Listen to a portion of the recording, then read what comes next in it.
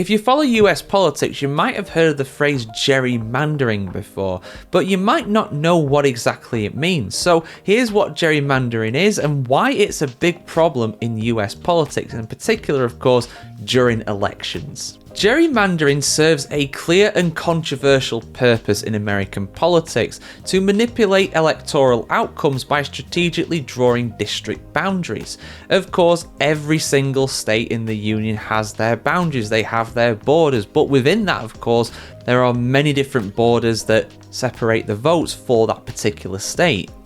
And the primary purpose of gerrymandering is to give one political party an unfair advantage over its rivals by concentrating or dispersing voters in ways that maximise favourable election results.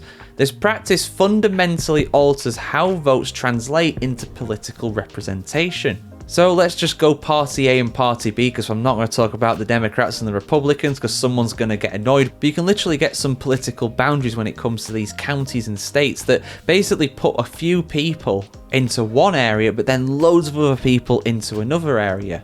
Instead of splitting the population evenly and fairly, if you do so in a certain way, it could mean that you get one vote for one party, Party A, and one vote for the other party, Party B. And the ones for A, they may only have 100 people who have actually voted, but Party B might have had thousands of people that have voted, but they count for the same when it comes to these elections. But why do they do it? Why is this allowed? Well, politicians engage in gerrymandering to create safe districts for their party while weakening opposition strongholds.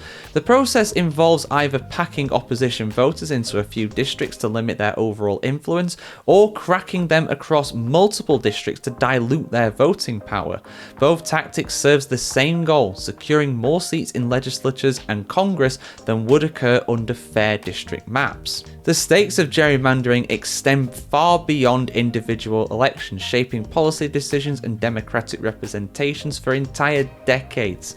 Understanding how this process works, its historical development, and the ongoing legal battles surrounding it reveals why gerrymandering remains one of the most contentious issues in American democracy today. Because yes, of course, with it being America, land of the free, home of the lawsuit, there are lawsuits about this. All kinds of allegations flying around from both sides of the aisle. And I'll go with one of the most recent cases. In 2019, I'll just quickly bring you this one before we round out the video, guys.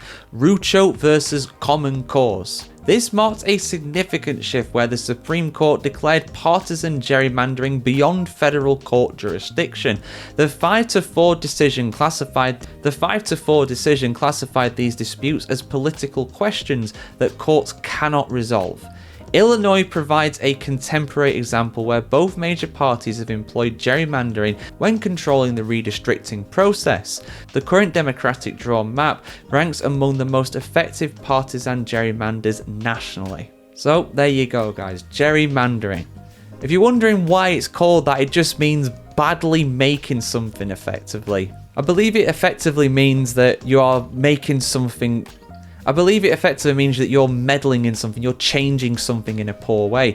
My granddad, God bless him, when I used to build Lego back in the day, he used to say to me, don't jerry build it, don't badly build it, which is also a reference to the Germans, which, ironically, they make the best things nowadays, or some of the best things anyways, but I suppose different generation, he was kind of taught to not like the Germans, but let's not talk about that. What do you think about gerrymandering, guys? What's the most egregious cases that you've seen of this in the US? I want to hear what you have to say in the comments below. I've heard all kinds of stories where, again, like people have just been split into two districts, and one of those districts has been like a gas station with like two dudes. That's it.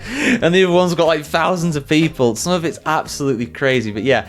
Your thoughts in the comments below. Head over to the politicalnewscast.com website as well, guys. The link will be in the description for this. There is a full article over there that goes into so much detail about the real history and the future of this as well. Like, share, comment, subscribe, guys. Have a good one. See you soon.